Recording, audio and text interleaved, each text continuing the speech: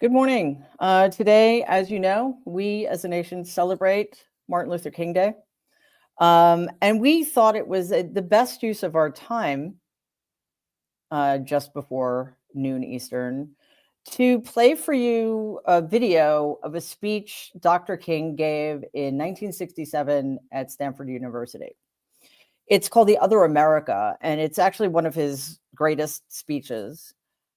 And as you watch it, it will remind you that nobody understood better than Dr. King that there are indeed two Americas, one for the prosperous and the other for those in need. What he also talks about, which is both rooted in his own experiences, but also sadly still relevant today, and perhaps even more relevant today, is the pattern in probably all societies, but particularly in American history, it seems, that progress, real social progress, is inevitably followed by backlash. In many cases, this is backlash driven by white America. Whether wittingly or not, today we see many white Americans participating in the same kind of backlash. If that weren't the case, then today we would be able to spend our time exclusively thinking about Dr. King's legacy. I want to read a quote from letters from the Birmingham jail that Dr. King wrote 4 years before the Stanford speech, because these words too are relevant. I must confess that over the past few years, I have been gravely disappointed with the white moderate. I've almost reached the regrettable conclusion that the Negro's greatest stumbling block in his stride toward freedom is not the white citizens' counselor of the Ku Klux Klan, but the white moderate, who is more devoted to order than to justice, who prefers a negative peace, which is the absence of tension, to a positive peace, which is the presence of justice, who constantly says, I agree with you in the goal you seek, but I cannot agree with the methods of direct action, who paternalistically believes he can set the timetable for another man's freedom, who lives by a mythical concept of time, and who constantly advises the Negro to wait for a more convenient season. Shallow understanding from people of goodwill is more frustrating than absolute misunderstanding from people of ill will. Lukewarm acceptance is much more bewildering than outright rejection. I imagine a lot of us are feeling those words deeply today. And for those of you who think we have made progress in the last 50 years, because it was almost 50 years ago that Dr. King gave the Other America speech, I would just remind you that continually a sort of Damocles hangs over things like the Civil Rights Division of the Department of Justice, and things like diversity, equity, inclusion, and critical race theory are constantly under attack. So please watch this speech in the context of where we are today. And if you can, in honor of Dr. King's memory and legacy, please give donations to the King Center or to the Southern Poverty Law Center, to the NAACP Legal Defense Fund, to the Human Rights Campaign, or to the ACLU, or the Immigration Defense Project. There are others. All of the links are in the show notes beneath the video, and other suggestions as well. So thank you so much for being here today. Again, I hope you find Dr. King's video as enlightening and thought-provoking and motivating as I do. Thanks. Dean Peer, Mr. Bell, members of the faculty and members of the student body of this great institution of learning, ladies and gentlemen. Now, there are several things that one could talk about before such a large, concerned, and enlightened audience. There are so many problems facing our nation and our world that one could just take off anywhere. But today I would like to talk mainly about the race problem, since I'll have to rush right out and go to New York to talk about Vietnam tomorrow, and I've been talking about it a great deal this week and weeks before that. But I'd like to use as a subject from which to speak this afternoon the other America.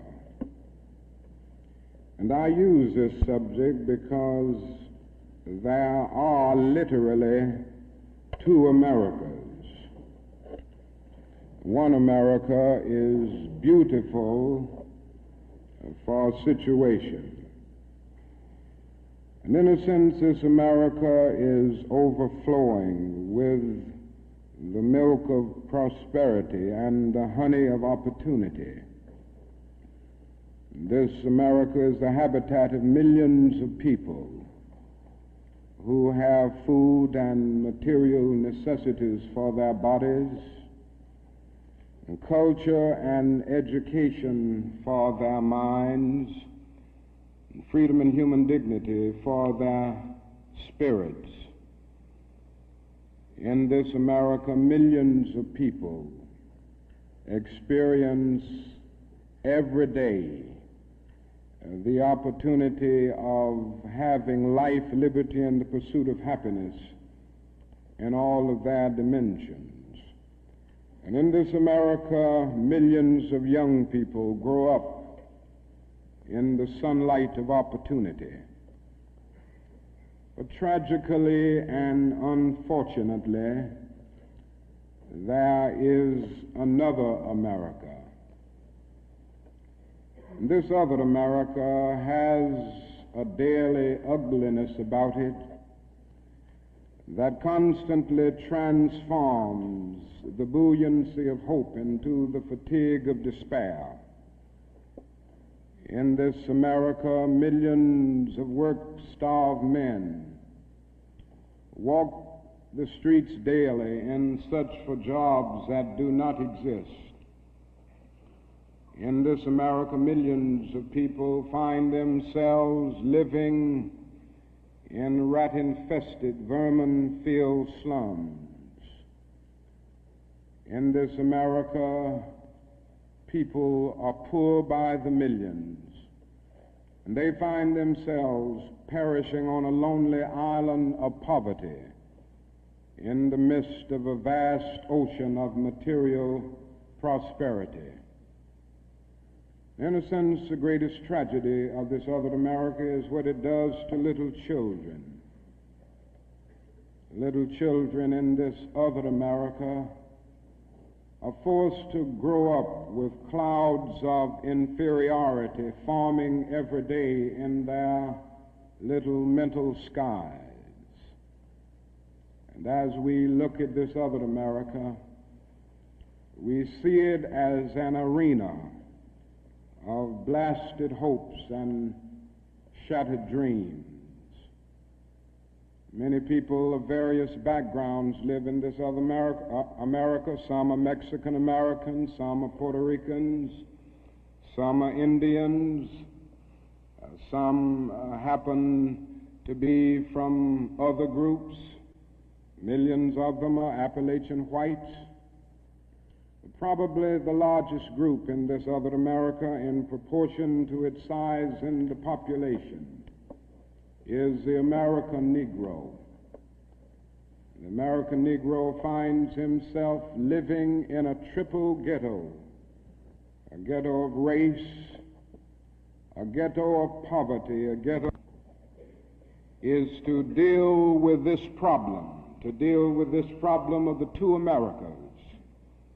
We are seeking to make America one nation, indivisible, with liberty and justice for all.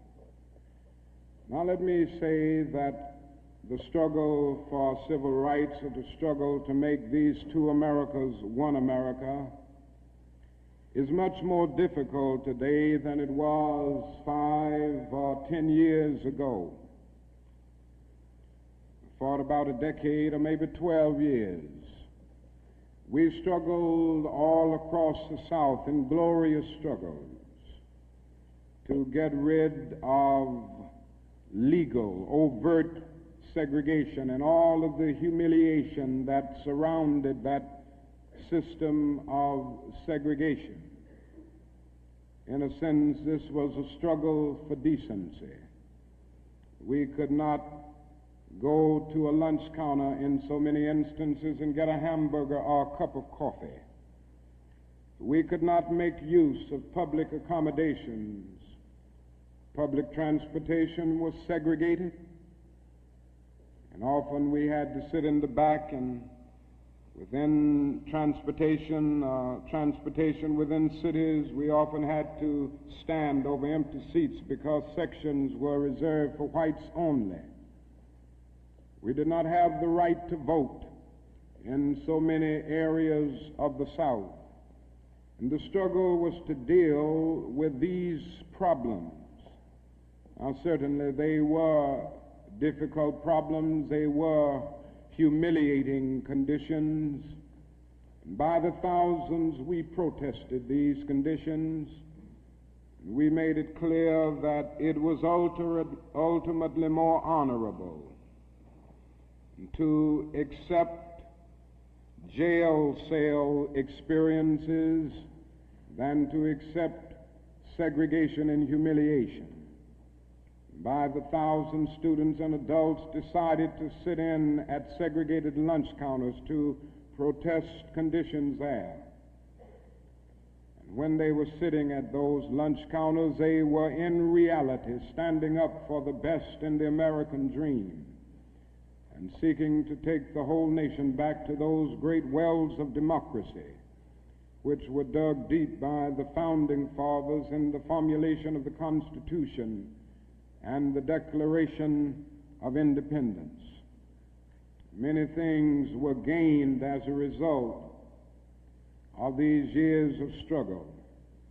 In 1964, the Civil Rights Bill came into being after the Birmingham movement, which did a great deal to subpoena the conscience of a large segment of the nation to appear before the judgment seat of morality on the whole question of civil rights.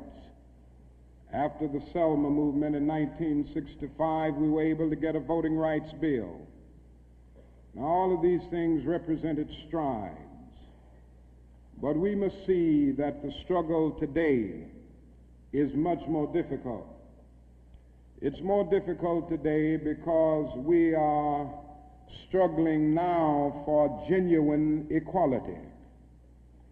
And it's much easier to integrate a lunch counter than it is to guarantee a livable income and a good, solid job. It's much easier to guarantee the right to vote than it is to guarantee the right to live in sanitary, decent housing conditions. It is much easier to integrate a public park than it is to make genuine, quality, integrated education a reality.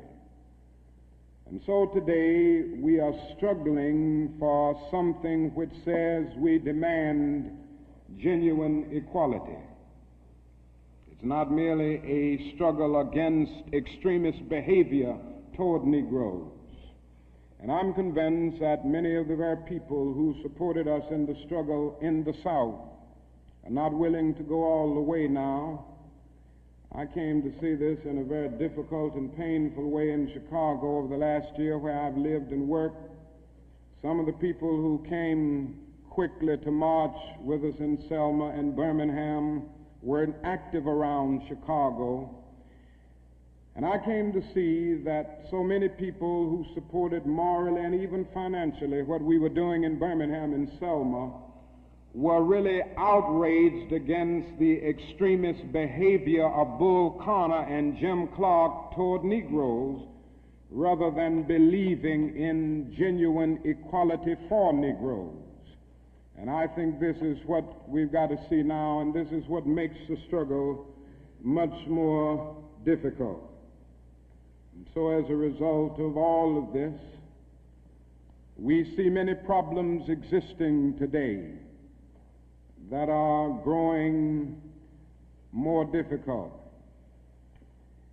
It's something that is often overlooked, but Negroes generally live in worse slums today than 20 or 25 years ago. In the North, schools are more segregated today than they were in 1954 when the Supreme Court's decision on desegregation was rendered. Economically, the Negro is worse off today than he was 15 and 20 years ago. And so the unemployment rate among whites at one time was about the same as the unemployment rate among Negroes. But today the unemployment rate among Negroes is twice that of whites. And the average income of the Negro is today 50% less than whites. And as we look at these problems, we see them growing and developing every day. And we see the fact that the Negro economically is facing a depression in his everyday life that is more staggering than the depression of the 30s. The unemployment rate of the nation as a whole is about 4%. Statistics would say from the Labor Department that among Negroes it's about 8.4%. But these are the persons who are in the labor market, who still go to employment agencies to seek jobs, and so they can be calculated. The statistics can be gotten because they are still somehow in the labor market. But there are hundreds of thousands of Negroes who have given up. They've lost hope. They've come to feel that life is a long and desolate corridor for them with no exit sign. And so they no longer go to look for a job. There are those who would estimate that these persons who are called the discouraged persons would be 6 or 7% in the Negro community. And that means that unemployment among Negroes may well be 16%. And among Negro youth in some of our large urban areas, it goes to 30 and 40%. And so you can see what I mean when I say that in the Negro community, that is a major, tragic, and staggering depression that we face in our everyday lives. Now, the other thing that we've got to come to see now that many of us didn't see too well during the last 10 years, and that is that racism is still alive in American society and much more widespread than we realize. And we must see racism for what it is. It is a myth of the superior and the inferior race.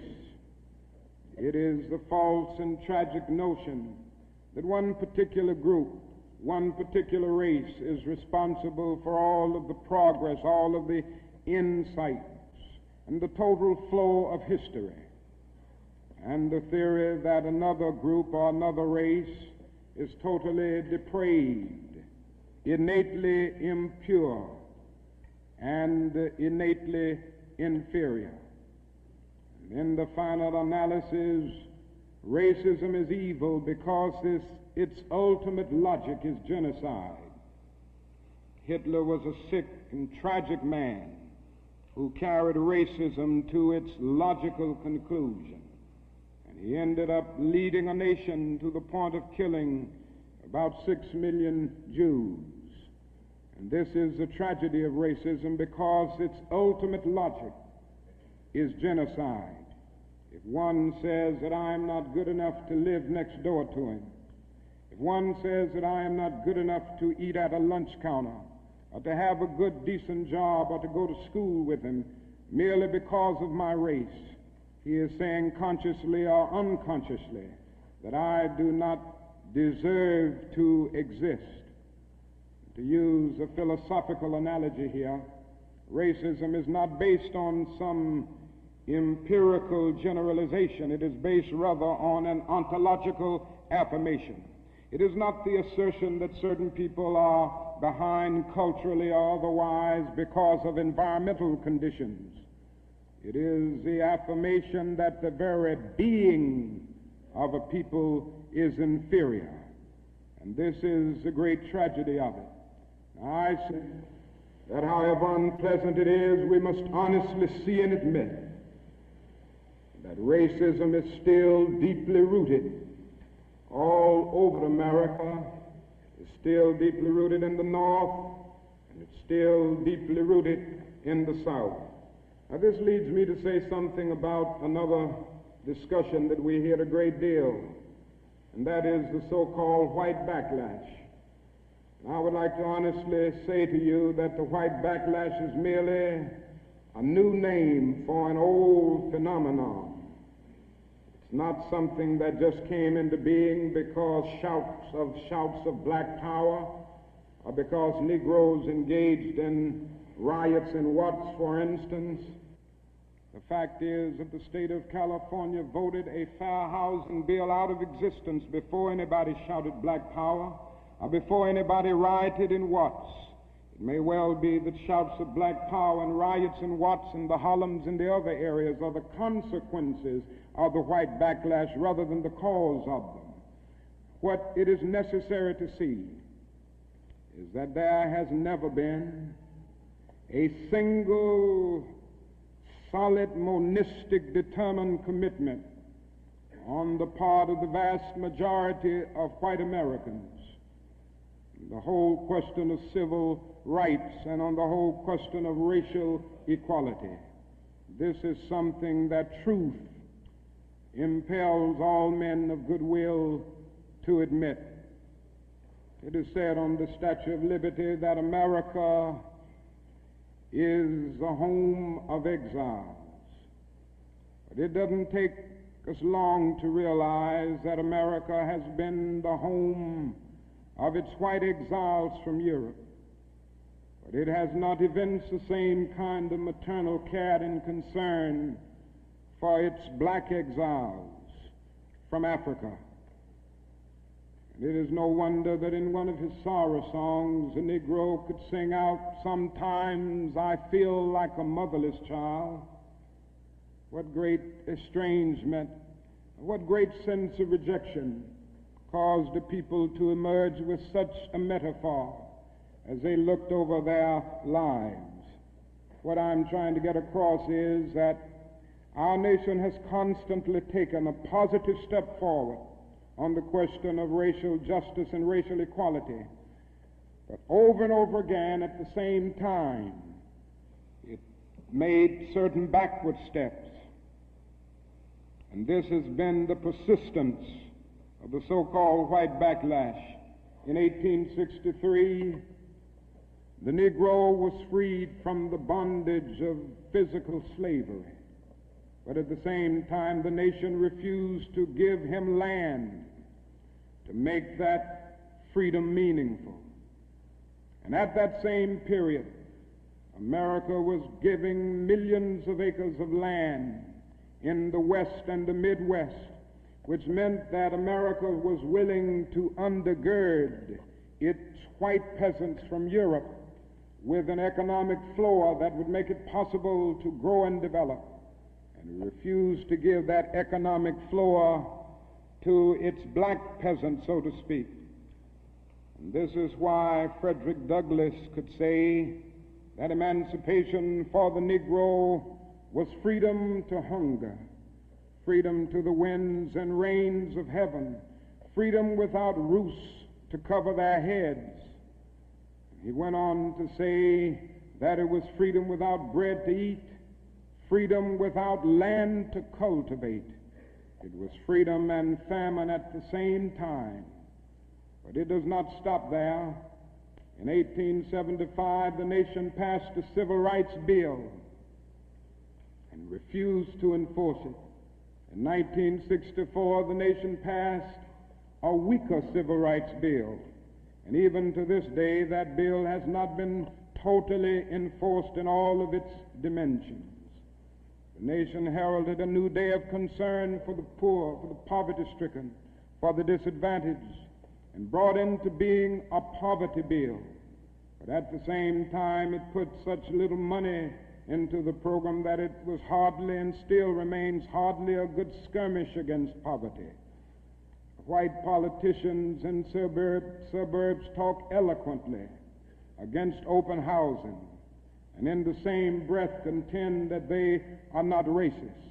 Now, all of this and all of these things tell us that America has been backlashing on the whole question of basic constitutional and God-given rights for Negroes and other disadvantaged groups for more than 300 years. So these conditions, persistence of widespread poverty, of slums, and of tragic conditions in schools and other areas of life, all of these things have brought about a great deal of despair and a great deal of desperation, a great deal of disappointment and even bitterness in the Negro communities. And today all of our cities confront huge problems. All of our cities are potentially powder kegs as a result of the continued existence of these conditions. Many in moments of anger, many in moments of deep bitterness, engage in riots. And let me say, as I've always said, and I will always continue to say, that riots are socially destructive and self-defeating.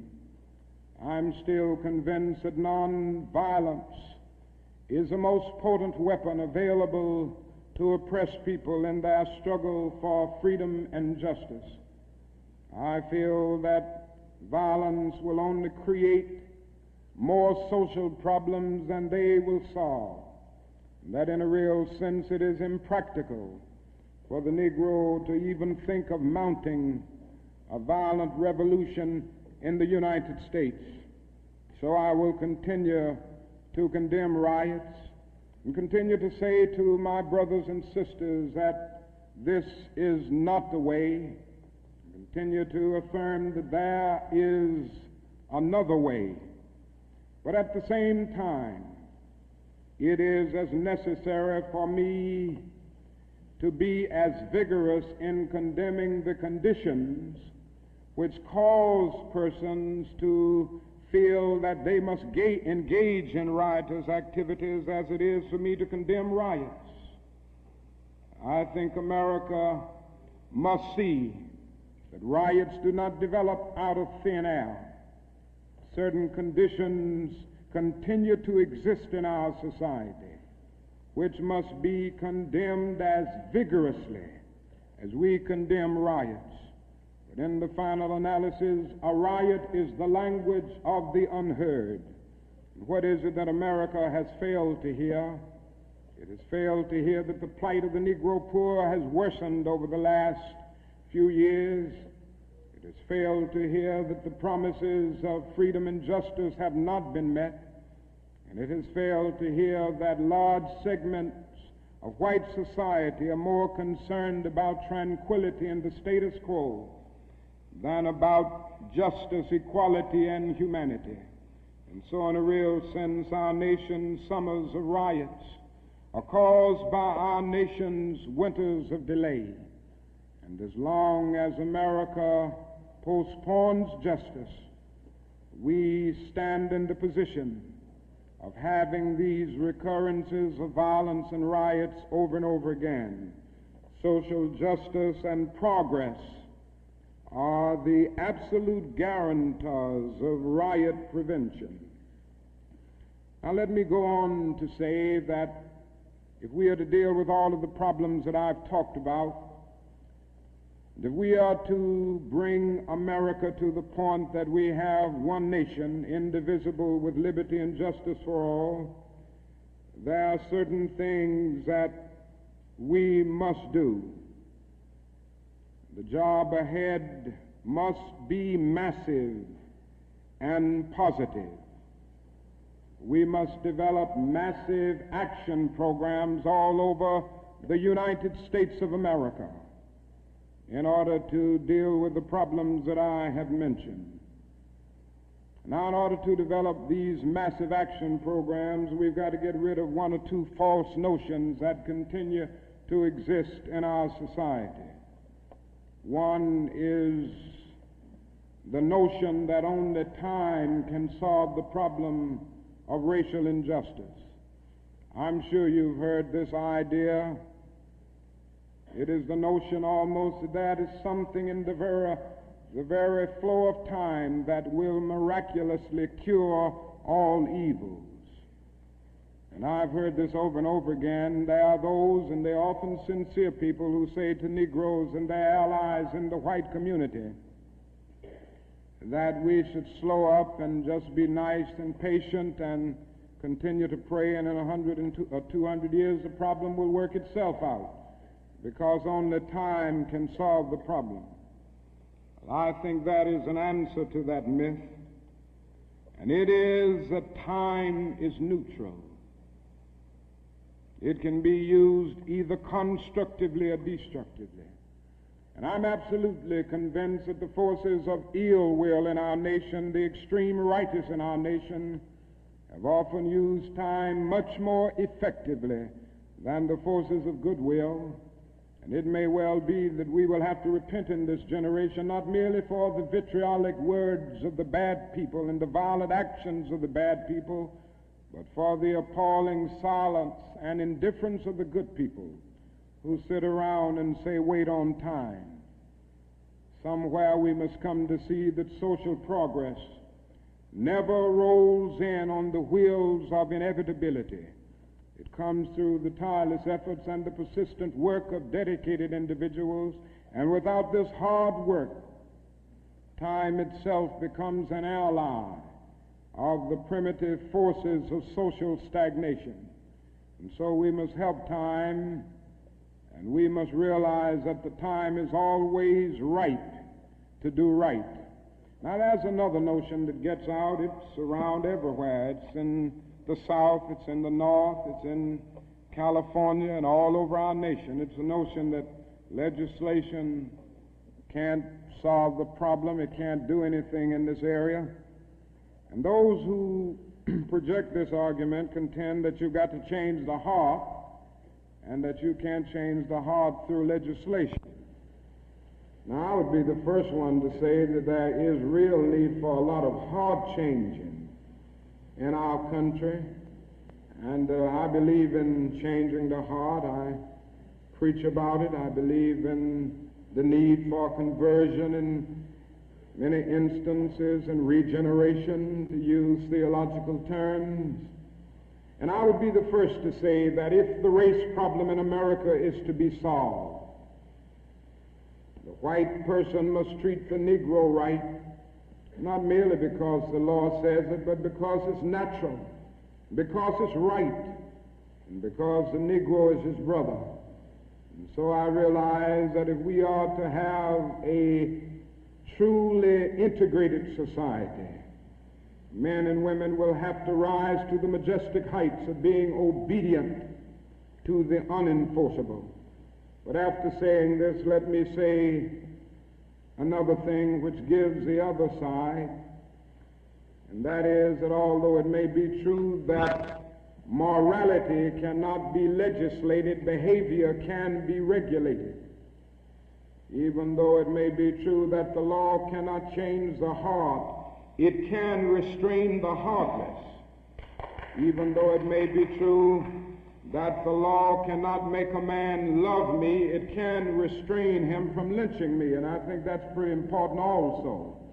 And so while the law may not change the hearts of men, it can and it does change the habits of men. And when you begin to change the habits of men, pretty soon the attitudes will be changed, pretty soon the hearts will be changed. Now, I'm convinced that we still need strong civil rights legislation. Now, there's a bill before Congress right now to have a national federal open housing bill, a federal law declaring discrimination in housing unconstitutional, and also a bill to make the administration of justice real all over our country. Now, nobody can doubt the need for this.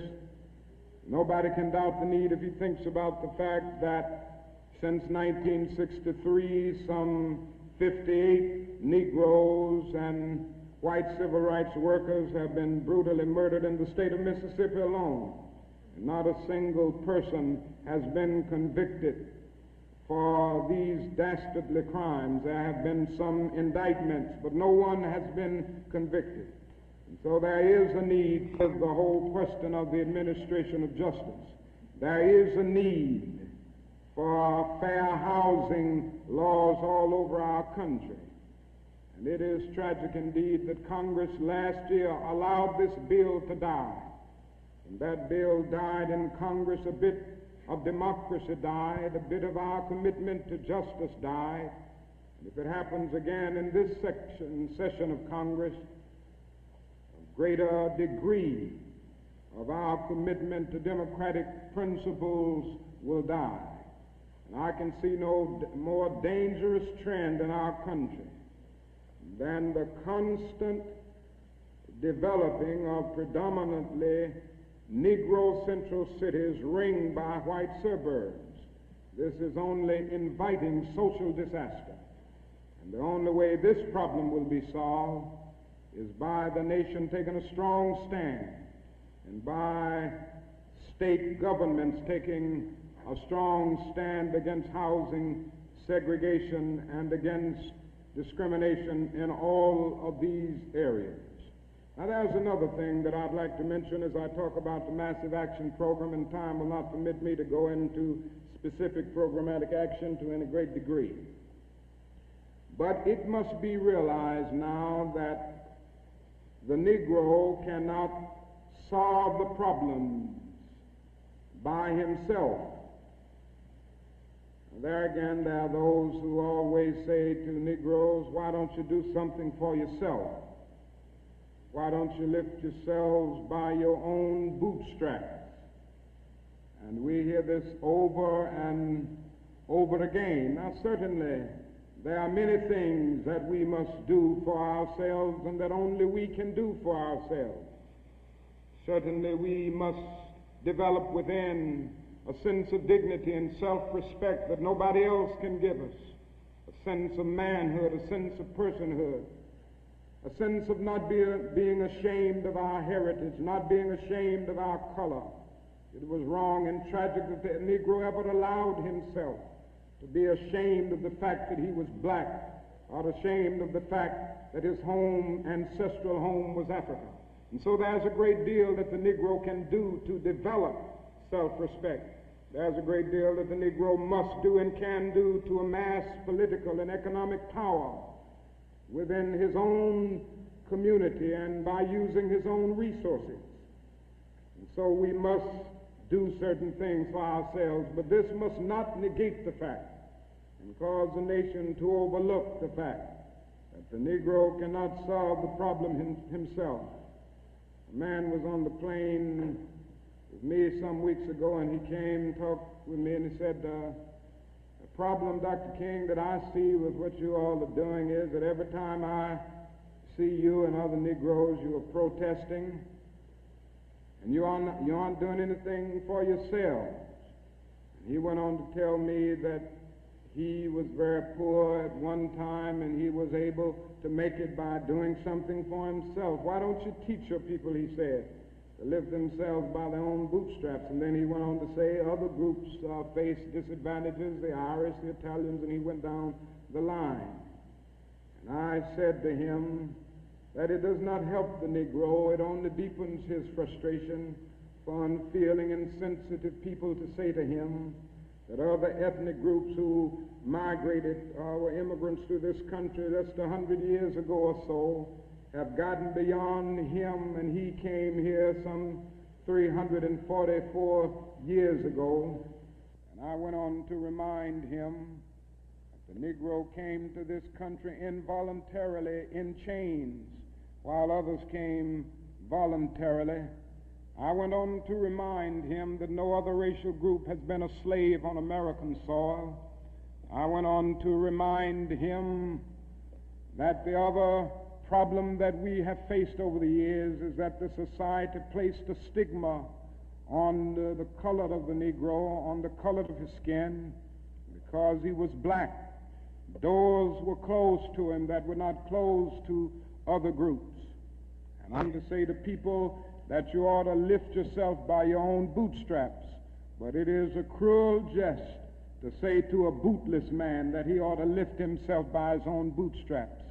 And the fact is that millions of Negroes, as a result of centuries of denial and neglect, have been left bootless, and they find themselves impoverished aliens in this affluent society. And that is a great deal that the society can and must do if the Negro is to gain the economic security that he needs.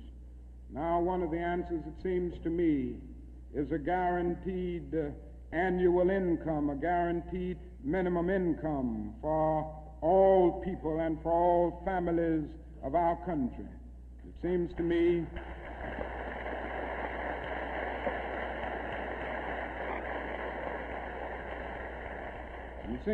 that the civil rights movement must now begin to organize for the guaranteed annual income, begin to organize people all over our country and mobilize forces so that we can bring to the attention of our nation this need and this something which I believe will go a long, long way toward dealing with the Negro's economic problem and the economic problem with many other poor people confronting our nation.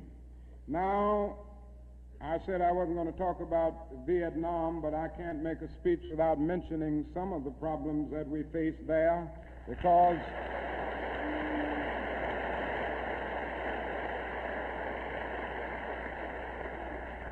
I think this war has diverted attention from civil rights.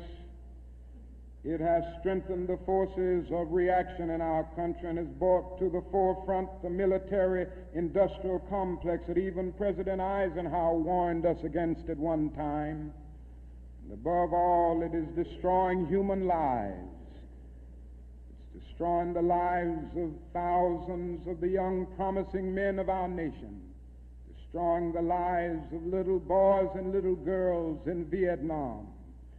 But one of the greatest things that this war is doing to us in civil rights is that it is allowing the great society to be shot down on the battlefields of Vietnam every day.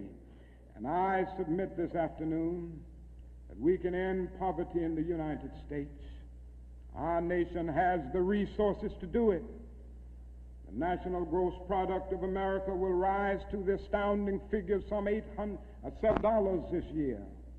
We have the resources. The question is whether the nation has the will. And I submit that if we can spend $5 billion a year to fight an ill-considered war in Vietnam and $20 billion to put a man on the moon, our nation can spend billions of dollars on their own 2 feet right here on earth.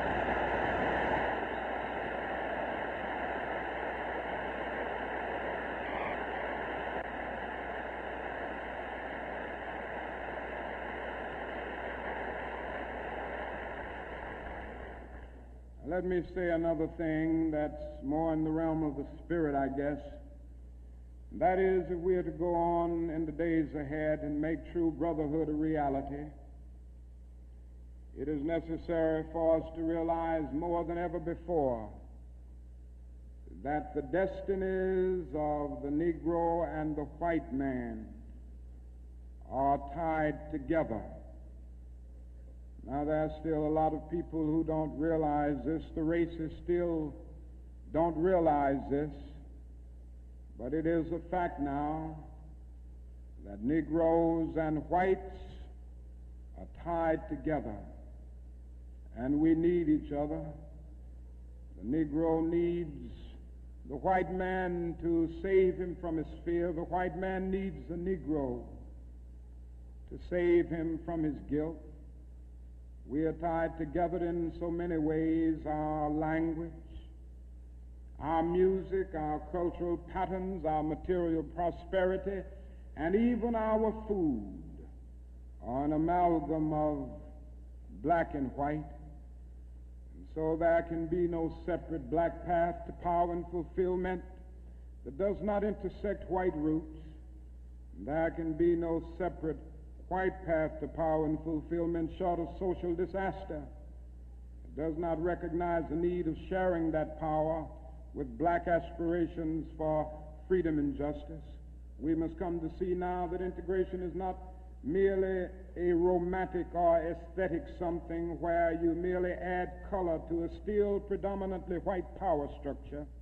Integration must be seen also in political terms where there is shared power and where black men and white men share power together to build a new and a great nation.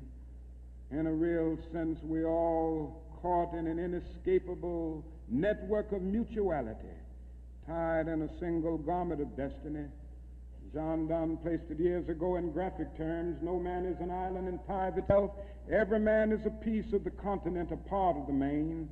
And he goes on toward the end to say, any man's death diminishes me because I'm involved in mankind. Therefore never sin to know for whom the bell tolls.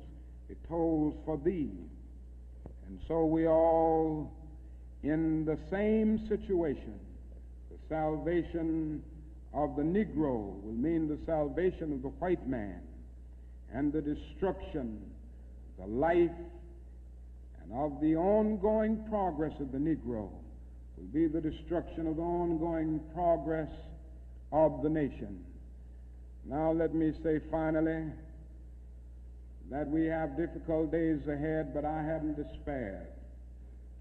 Somehow I maintain hope in spite of hope, and I've talked about the difficulties and how hard the problems will be as we tackle them. But I want to close by saying this afternoon that I still have faith in the future, and I still believe that these problems can be solved. And so I will not join anyone who will say that we still can't develop a coalition of conscience. I realize and understand the discontent and the agony and the disappointment and even the bitterness of those who feel that whites in America cannot be trusted. And I would be the first to say that there are all too many who are still guided by the racist ethos. But I am still convinced that there are still many white persons of goodwill, and I'm happy to say that I see them every day in the student generation, who cherish democratic principles and justice above principle, and who will stick with the cause of justice and the cause of civil rights and the cause of peace throughout the days ahead. And so I refuse to despair. I think we're going to achieve our freedom, because however much America strays away from the ideals of justice, the goal of America is freedom. Abused and scorned though we may be, our destiny is tied up in the destiny of America. Before the Pilgrim Fathers landed at Plymouth, we were here. Before Jefferson etched across the pages of history the majestic words of the Declaration of Independence, we were here. Before the beautiful words of the Star-Spangled Banner were written, we were here. And for more than 2 centuries, our forebears labored here without wages. They made cotton king. They built the homes of their masters in the midst of the most humiliating and oppressive conditions, and yet out of a bottomless vitality, they continued to grow and develop. And I say that if the inexpressible cruelties of slavery couldn't stop us, the opposition that we now face, including the so-called White Backlash, will surely fail. We're going to win our freedom, because both the sacred head of our nation and the eternal will of the Almighty God are embodied in our echoing demands. And so I can still sing, we shall overcome. We shall overcome because the arc of the moral universe is long, but it bends toward justice. We shall overcome because Carlyle is right. No lie can live forever.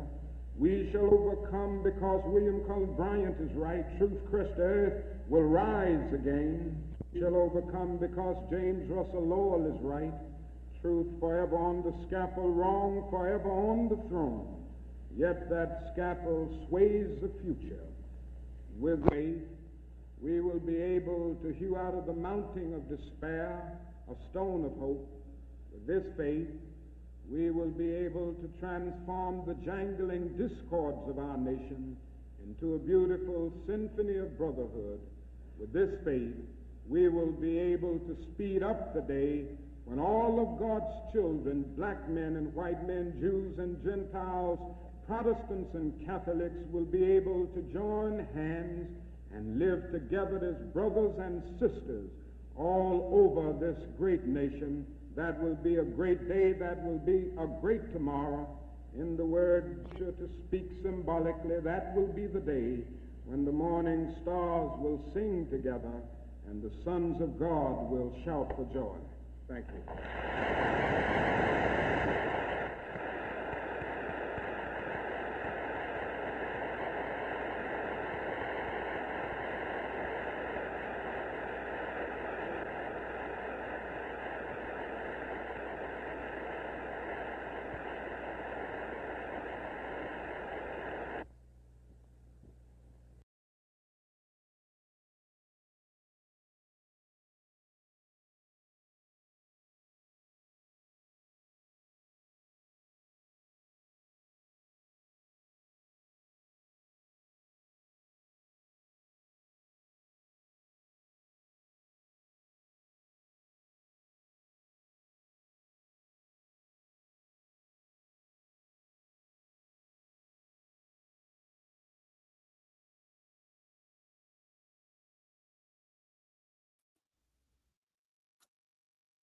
Hello. Hello. Okay. That is where we are. And again, the prescience and relevance of Dr. King's words are both moving and alarming. But I would like to suggest that we choose to hear them as a call to action. We are continuing to live in a country that is divided. There are indeed two Americas, and increasingly, we find ourselves in a situation in which the differences between the two Americas that Dr. King so eloquently and pointedly outlined for us are even more extreme. President Biden recently warned us about an oligarchy taking shape in America. He hearkened back to the days of the robber barons, and again, as alarmingly, the rights that have been fought for so long and so hard are, as of today, under increasing attack. Not that the attacks have ever stopped. So I think the best way to honor Dr. King is to hear his words and interpret them as a call to action, not a cause to become demoralized, not a cause to throw up our hands and say, oh, well, then, here we are again, nothing we can do. It just always happens this way. Well, the truth of the matter is, if we do that, then the pendulum will never swing as far as it needs to correct the abuses and the wrongs inflicted by the side that is about to be in power. Again, I get it. It's been a very rough 8 years. However, again, the best way to honor Dr. King's legacy is to figure out, and we are in the process of doing this, to figure out how to move forward, how to be effective, how to have as much impact as possible, how to keep sight of the goal, which is a truly representative, multiracial, multi-ethnic America where the playing field is level and the vision of Dr. King is finally at long last realized. All right. Well, again, thank you so much for joining us for Dr. King's extraordinary speech, The Other America, which again, he gave at Stanford University in 1967, almost 50 years ago, still relevant, even more relevant, I would argue, than it was back then. As a reminder, there are several worthy causes you could donate to in Dr. King's honor. The ACLU, the NAACP's Legal Defense Fund, the Immigration Detention Project. Sorry, not detention. See, I'm getting ahead of myself. That doesn't happen until later today.